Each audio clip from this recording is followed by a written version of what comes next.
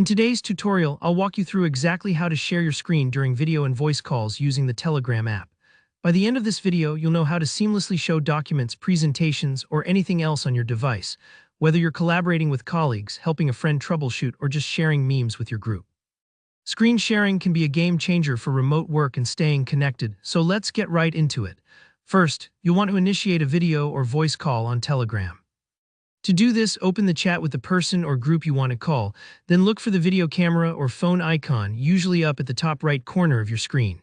Give it a tap to start the call.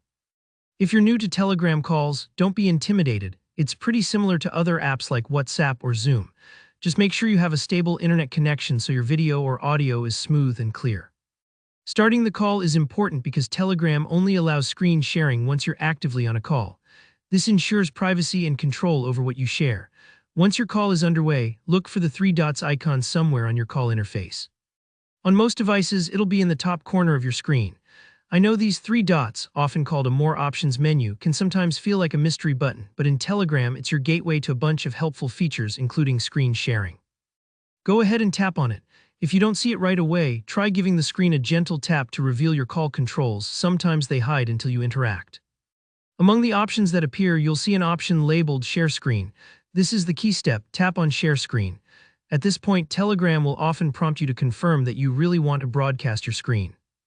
This is just an extra layer of security so you don't accidentally show something private. Don't worry if your device asks for permission, just approve it to continue. If it's your first time, you might see a warning that screen sharing can capture everything visible on your screen, so be mindful if you have notifications or sensitive info popping up. Now you'll be shown a list of screens or windows you can share. On some phones and computers, you might get to pick between sharing your entire screen or just a specific app window. Take a moment here to choose exactly the view you want people on your call to see. For example, if you're sharing a spreadsheet for a team meeting, select just your spreadsheet app so distractions are minimized. Or if you're walking someone through troubleshooting their settings, you might want to share your whole screen so you can freely hop between apps.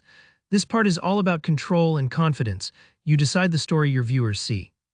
Finally, confirm your selection and voila, your screen is now being shared live with whoever's on the other end.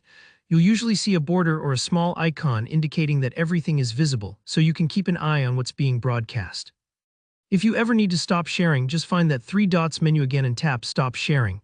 Easy as that, and that's really all there is to it. Telegram makes screen sharing straightforward once you know where to look.